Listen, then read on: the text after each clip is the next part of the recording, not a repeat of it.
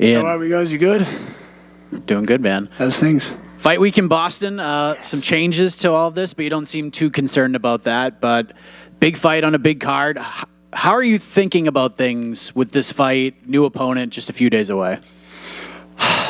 This is the thing with the fight game. It's infuriating at times.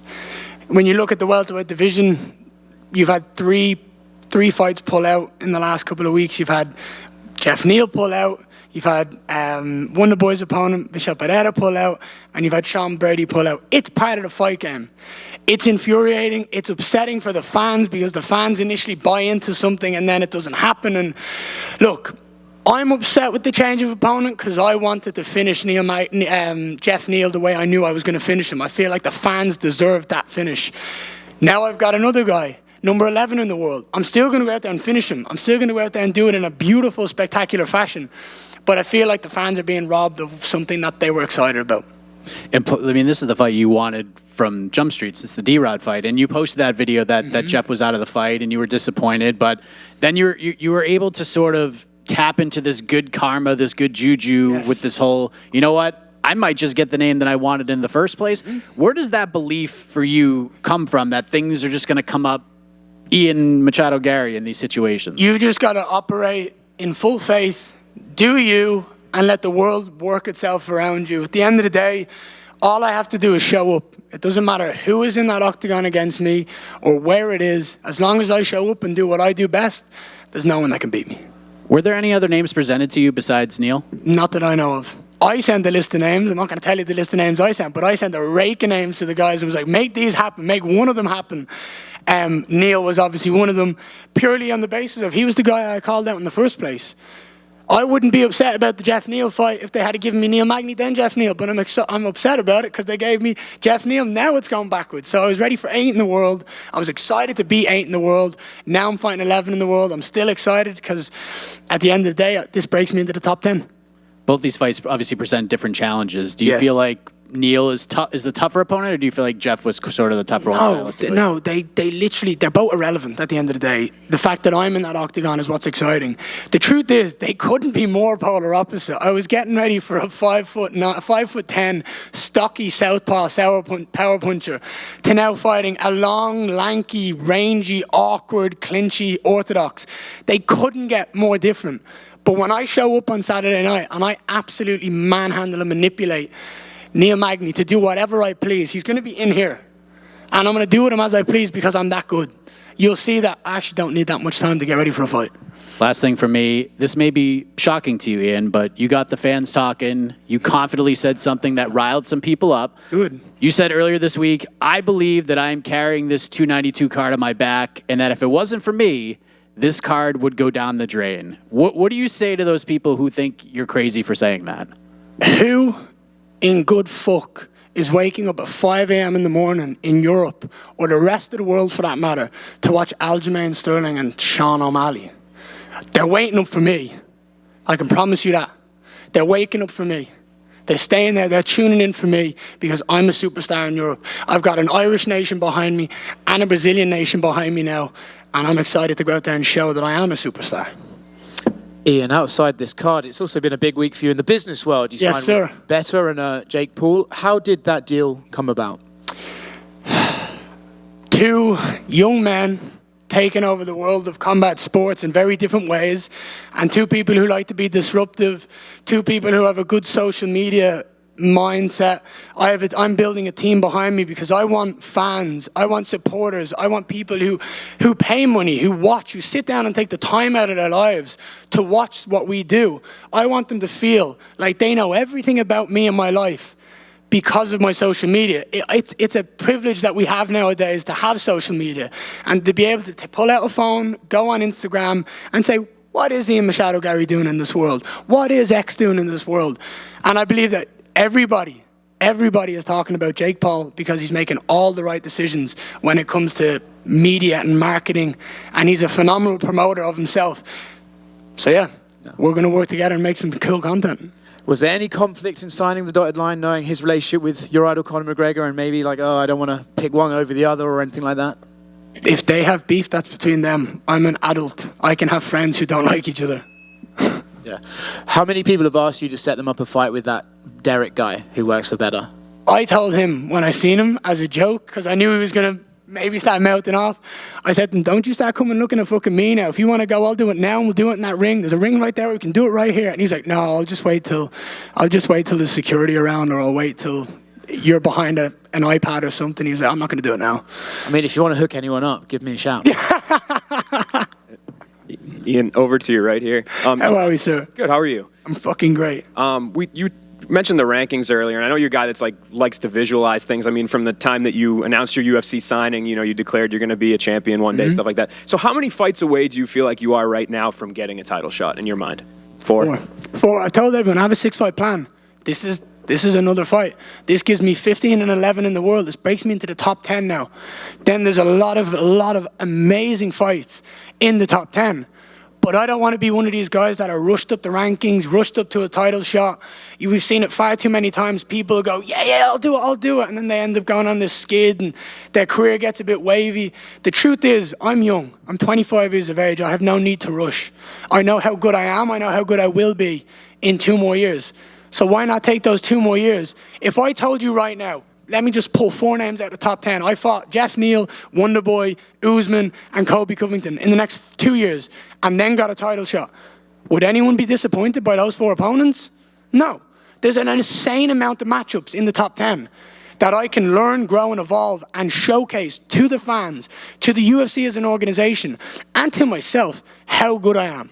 And I'm excited by that. So I don't want to jump the ladder. I don't want to skip anything. I want to do it my way, the right way. And Neil was the guy that you wanted next, as Mike referenced. So I guess why? Why is he the next right step? Someone said to me earlier on today, and I think this is nuts, Neil Magny's been fighting professionally since I was 12. That's insane.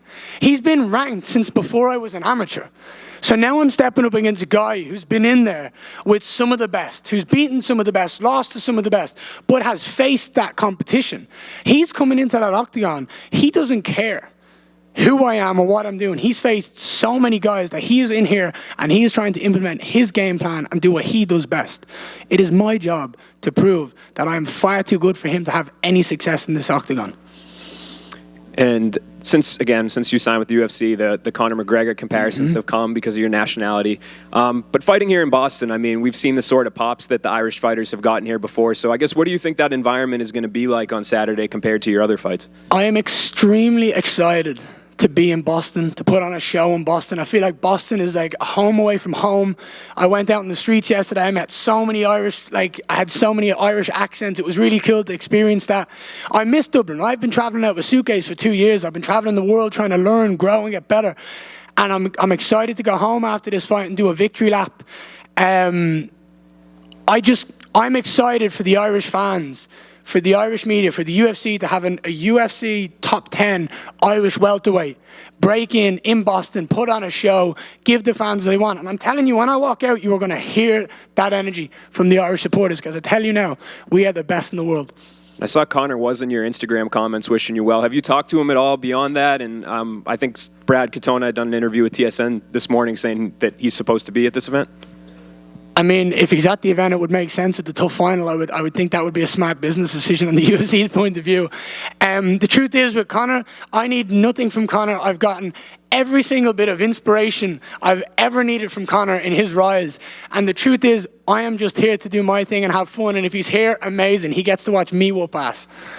Thanks. Thank you. Over here to your left. How are you, sir? You good? I'm great. How you doing? You got a good smile on your face. I've been watching you. You got a smile. This is fun. I love it, man. That's my baby. Yeah, I didn't expect that. So you have this timeline. Yes, sir. And you say 4 fights, but where's a main event line up in that? Like your next fight, main event? I believe the first main event I'll get will be when I bring the UFC back to Dublin. I want to fight in December in Vegas after this. This would be my 3rd fight in 5 months, by the way. I'm ridiculously active. I want to turn this around, beat Neil Magny with ease, go in there and fight one of the guys in the top 10, and then it's unquestionable. it's unarguable that you have to bring me back to Dublin, Ireland. You have to put the UFC on in the 3 Arena or whatever venue you guys want to and make me a main event against another top 10 guy.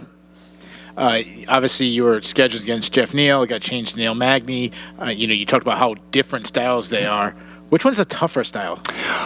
Both guys possess different threats in there when you think of them as opponents, but the truth is, it doesn't matter to me.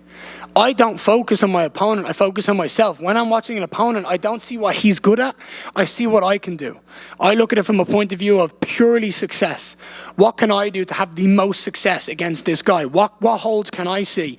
And I seen a lot of holds in both guys, so I'm just going to take advantage of whoever I'm fighting and go in there and just showcase the stuff that I've found and break them down. I believe this one's going to be more pace. I believe this one's going to be output. Neil's good. Like, don't get me wrong. I'm not underestimating Neil. I know what he's done. I know who he's been in the UFC for 30 fights. Do you know what I mean? It's ridiculous. He goes in and wins fights that he shouldn't necessarily win because he fights his way. However, my intelligence is far too high for him to be able to do what he does to other people, to me. And I believe this one is going to be a high output, brutal finish that might be 30, 40 punches long. I'm going to swing at him, he's going to miss. I'm going to hit him again, he's going to miss. And I'm just going to tactically, just surgically dismantle him. It seems like the mental aspect of the game is so important. It seems like something you're really good at. How do you balance being, obviously you hear fighters talk about, if I'm confident, I'm the best in the world, but also not overlooking somebody so you don't get upset? How do I balance being confident and self-aware without being a massive dickhead? Is basically what you're trying to say. It's just having full awareness of everything that you do. I said this the other day. I was speaking to Robert Whittaker on Fox Australia. If Neil Magny pulls out a sledgehammer in the middle of that octagon and tries to beat me with it, I still have to have the mindset that I'm going to kill him. That you have to have everything up here needs to be 110% bulletproof. You cannot have any doubts, because if you have doubts, then you can be broken. And that I do not have. I do not have any doubts in where my career is, where it's going to be, how good I am, and how good I'm going to be. It's all in my head. I know I'm here. I am here. I am gifted. I'm just simply here to receive and just enjoy the process. My last question, you said, you're carrying 292 on your back. Media's talking about you. Fans talking about you. Sunday morning, what is the media and the fans saying about you? I was right. I'm a superstar. Good luck to you, sir. Appreciate you. Thank you so much. Ian over here. How are we? Good. How are you, man? I'm great. It's fight week. I get to have fun. Well, great to talk to you. And I'm just wondering, there was some animosity in the build-up a little bit, only for the fight to fall through. Is that Jeff Neal fight still going to happen someday? You still want that fight? I don't know if there's animosity. I would say it's very, very smart tactical mind games. Jeff Neal had a mugshot. I found it. I printed it on a T-shirt. I sold the T-shirt. I wore it to UFC 291 for International Fight Week. And I believe that is 110% an absolute massive reason as to why he pulled out. I don't know if that fight's ever going to happen because I feel like I've already beat him.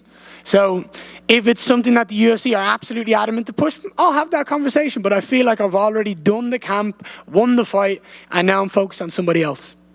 And then last one from me. Killcliff was just nominated for Gym of the Year for the World MMA Awards. Yes. Can you just speak on what it's like training with such a talented gym that's now getting a lot of attention? They've been getting a lot of attention for a long time. They've got a lot of people in that gym that are absolutely phenomenal. And the thing that I'm excited about most is when we talk about the people that gym possesses, what about the fact that I'm a nomadic fighter training all around the world with all of these different fighters. I'm able to learn and soak up knowledge from every different gym that I'm ever going to. I've been in Killcliff. I was recently in Shoot the Box. I've been in Renegade in Birmingham. I want to go to New Zealand and train with Adesanya and City Kickboxing because I believe they're phenomenal. And I am someone who has such a thirst for knowledge and wants to be the absolute best I can be. And I believe the best thing for that is traveling the world and training with some of the best the world has to offer. Thank you. Over here on your left. 1 second. I think you were first. I seen you jump in. So sorry. 1 second. Go ahead. Hey, Ian, how are you? So throughout your time in the UFC, you fought on some really, really big cards. Yeah. And you've stayed very active. Yes, sir. When Boston was announced, was that a card that you wanted to jump on? And what's your excitement level for this fight compared to previous cards that you've been on? The first time I heard about Boston was after I knocked out D-Rod. Dana, Hunter, and Sean came back to me backstage and they said, we want you on Boston. We want to make it happen. I was like, all right, let's figure it out. I think, look, I have a lot of support from Ireland and now Brazil. There's a lot of support in my fan base now from Brazil. The two biggest Irish and Brazilian contingents in America is in Boston. So I'm going to have a massive following for this fight. And you're going to see it and you're going to feel it in that stadium. You're going to feel that energy.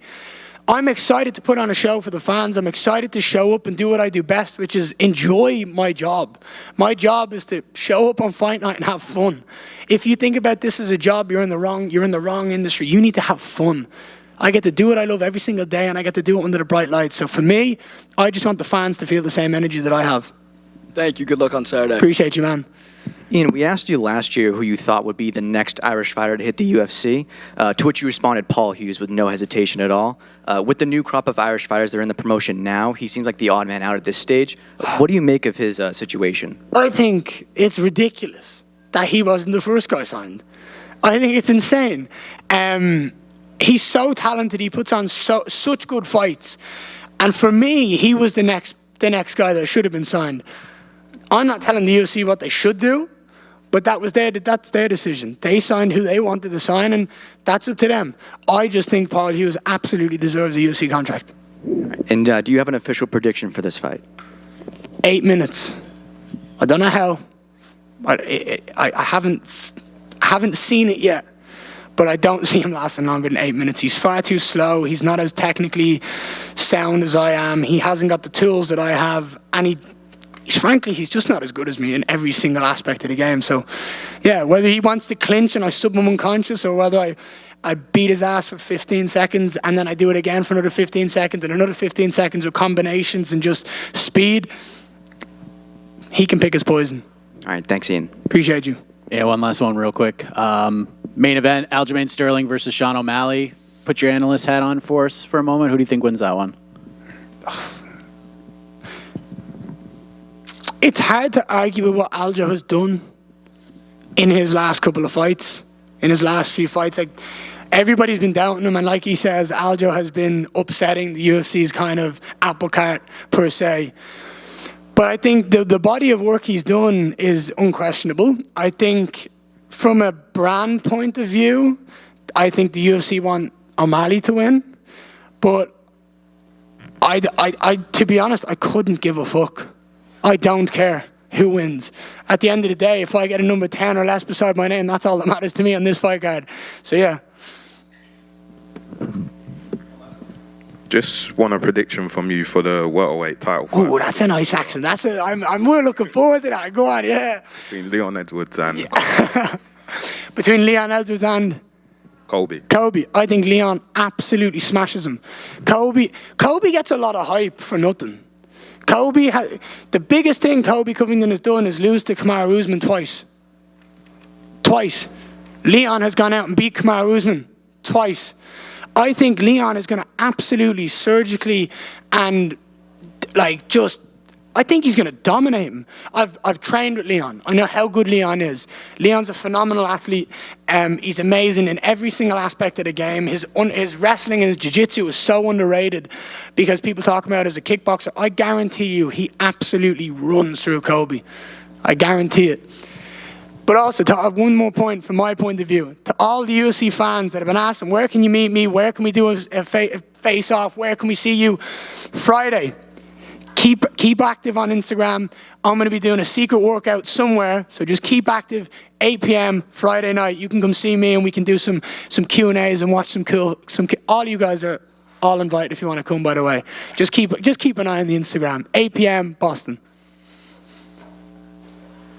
Appreciate you guys. Thank you so much. This is my last interview outside the top 10 forever. I'm never, ever, ever going back.